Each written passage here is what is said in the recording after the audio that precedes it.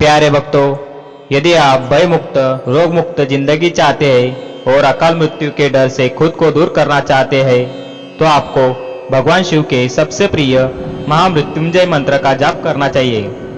महामृत्युंजय सबसे शक्तिशाली मंत्रों में से एक है जिसका जाप करने से भगवान शिव बेहद प्रसन्न होते हैं।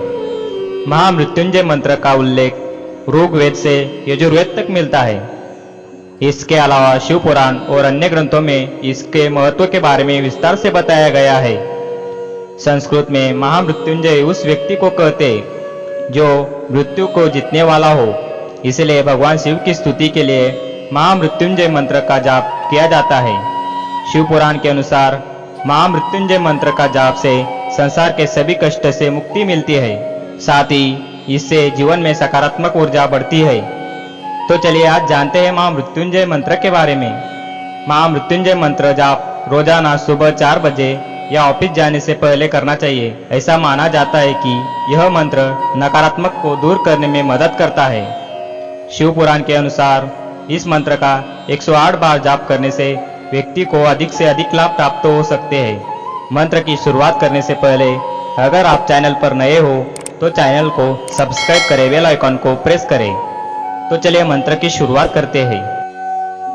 ओम त्र्यंबकं यजामहे सुगंधिं पुष्टिवर्धनम् उर्वारुकमिव बन्धनान् मृत्योर्मुक्षीममामृतात्। ओम त्र्यंबकं यजामहे सुगंधिं पुष्टिवर्धनम् उर्वारुकमिव बन्धनान् मृत्योर्मुक्षीममामृतात्। ओम त्र्यंबकं यजामहे सुगंधिं पुष्टिवर्धनम् उर्वारुकमिव बन्धनान् मृत्योर्मुक्षीममामृतात्। ओम त्र्यंबकं यजामहे सुगंधिं पुष्टिवर्धनम् उर्वारुकमिव बन्धनान् मृत्योर्मुक्षीममामृतात्। ओम त्र्यंबकं यजामहे सुगंधिं पुष्टिवर्धनम् उर्वारुकमिव बन्धनान् मृत्योर्मुक्षीममामृतात्।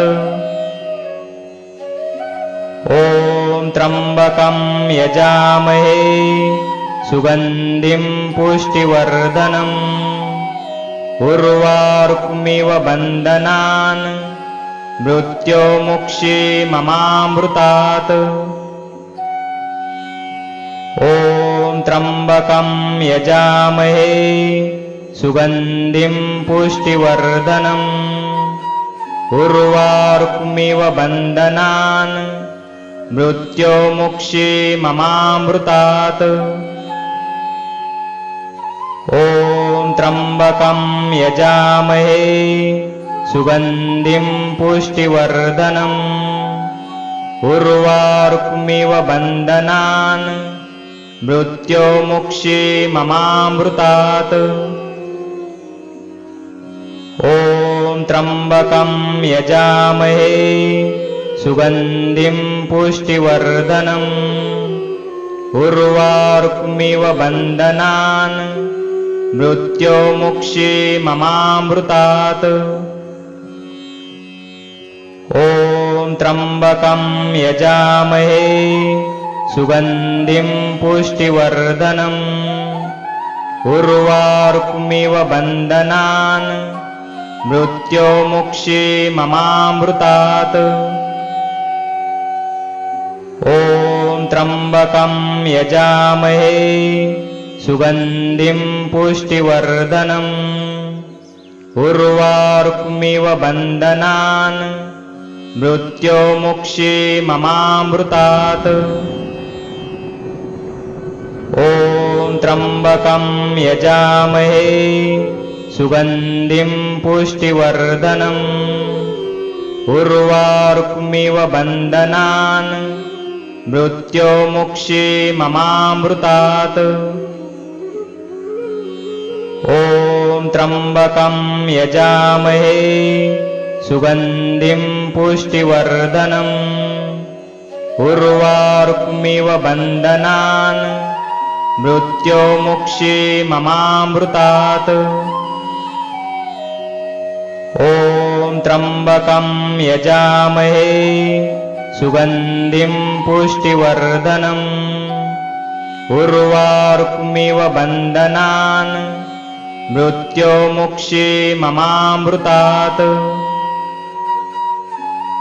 ॐ त्र्यम्बकं यजामहे सुगन्धिं पुष्टिवर्धनम् उर्वारुकमिव बन्धनान् मृत्योर्मुक्षीममामृतात्। ॐ त्र्यम्बकं यजामहे सुगन्धिं पुष्टिवर्धनम् उर्वारुकमिव बन्धनान् मृत्योर्मुक्षीममामृतात्। ॐ त्र्यम्बकं यजामहे सुगन्धिं पुष्टिवर्धनम् उर्वारुकमिव बन्धनान् मृत्योर्मुक्षीममामृतात्। ॐ त्र्यम्बकं यजामहे सुगन्धिं पुष्टिवर्धनम् उर्वारुकमिव बन्धनान् मृत्योर्मुक्षीममामृतात्। ॐ त्र्यम्बकं यजामहे सुगन्धिं पुष्टिवर्धनम् उर्वारुकमिव बन्धनान् मृत्योर्मुक्षीममामृतात्। ॐ त्र्यम्बकं यजामहे सुगन्धिं पुष्टिवर्धनम् उर्वारुकमिव बन्धनान् मृत्योर्मुक्षीममामृतात्। ॐ त्र्यम्बकं यजामहे सुगन्धिं पुष्टिवर्धनम् उर्वारुकमिव बन्धनान् मृत्योर्मुक्षीममामृतात्। ॐ त्र्यम्बकं यजामहे सुगन्धिं पुष्टिवर्धनम् उर्वारुकमिव बन्धनान् मृत्योर्मुक्षीममामृतात्। ॐ त्र्यम्बकं यजामहे सुगन्धिं पुष्टिवर्धनम् उर्वारुकमिव बन्धनान् मृत्योर्मुक्षीममामृतात्। ॐ त्र्यम्बकं यजामहे सुगन्धिं पुष्टिवर्धनम् उर्वारुकमिव बन्धनान् मृत्योर्मुक्षीममामृतात्। ॐ त्र्यम्बकं यजामहे सुगन्धिं पुष्टिवर्धनम् उर्वारुकमिव बन्धनान् मृत्योर्मुक्षीममामृतात्। ॐ त्र्यम्बकं यजामहे सुगन्धिं पुष्टिवर्धनम् उर्वारुकमिव बन्धनान् मृत्योर्मुक्षीममामृतात्। ॐ त्र्यम्बकं यजामहे सुगन्धिं पुष्टिवर्धनम् उर्वारुकमिव बन्धनान् मृत्योर्मुक्षीममामृतात्। ॐ त्र्यम्बकं यजामहे सुगन्धिं पुष्टिवर्धनम् उर्वारुकमिव बन्धनान् मृत्योर्मुक्षीममामृतात्।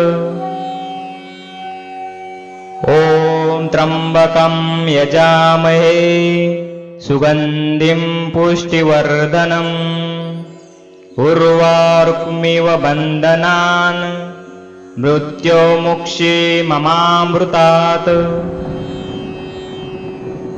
ॐ त्र्यम्बकं यजामहे सुगन्धिं पुष्टिवर्धनम् उर्वारुकमिव बन्धनान् मृत्योर्मुक्षीममामृतात्।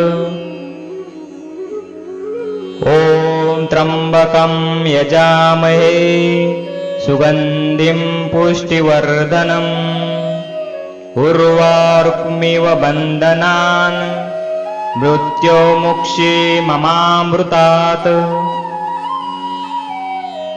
ॐ त्र्यम्बकं यजामहे सुगन्धिं पुष्टिवर्धनम् उर्वारुकमिव बन्धनान् मृत्योर्मुक्षीममामृतात्।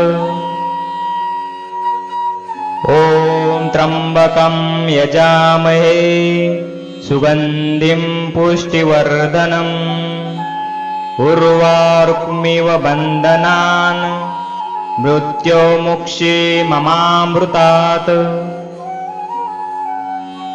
ॐ त्र्यम्बकं यजामहे सुगन्धिं पुष्टिवर्धनम् उर्वारुकमिव बन्धनान् मृत्योर्मुक्षीममामृतात्। ॐ त्र्यम्बकं यजामहे सुगन्धिं पुष्टिवर्धनम् उर्वारुकमिव बन्धनान् मृत्योर्मुक्षीममामृतात्। ॐ त्र्यम्बकं यजामहे सुगन्धिं पुष्टिवर्धनम् उर्वारुकमिव बन्धनान् मृत्योर्मुक्षीममामृतात्। ॐ त्र्यम्बकं यजामहे सुगन्धिं पुष्टिवर्धनम् उर्वारुकमिव बन्धनान् मृत्योर्मुक्षीममामृतात्। ॐ त्र्यम्बकं यजामहे सुगन्धिं पुष्टिवर्धनम् उर्वारुकमिव बन्धनान् मृत्योर्मुक्षीममामृतात्। ॐ त्र्यम्बकं यजामहे सुगन्धिं पुष्टिवर्धनम् उर्वारुकमिव बन्धनान् मृत्योर्मुक्षीममामृतात्। ॐ त्र्यम्बकं यजामहे सुगन्धिं पुष्टिवर्धनम् उर्वारुकमिव बन्धनान् मृत्योर्मुक्षीममामृतात्। ॐ त्र्यम्बकं यजामहे सुगन्धिं पुष्टिवर्धनम् उर्वारुकमिव बन्धनान् मृत्योर्मुक्षीममामृतात्। ॐ त्र्यम्बकं यजामहे सुगन्धिं पुष्टिवर्धनम् उर्वारुकमिव बन्धनान् मृत्योर्मुक्षीममामृतात्। ॐ त्र्यम्बकं यजामहे सुगन्धिं पुष्टिवर्धनम् उर्वारुकमिव बन्धनान् मृत्योर्मुक्षीममामृतात्। ॐ त्र्यम्बकं यजामहे सुगन्धिं पुष्टिवर्धनम् उर्वारुकमिव बन्धनान् मृत्योर्मुक्षीममामृतात्। ॐ त्र्यम्बकं यजामहे सुगन्धिं पुष्टिवर्धनम् उर्वारुकमिव बन्धनान् मृत्योमुक्षी ममामृतात्। ॐ त्र्यम्बकं यजामहे सुगन्धिं पुष्टिवर्धनम् उर्वारुकमिव बन्धनान् मृत्योमुक्षी ममामृतात्। ॐ त्र्यम्बकं यजामहे सुगन्धिं पुष्टिवर्धनम् उर्वारुकमिव बन्धनान् मृत्योमुक्षी ममामृतात्।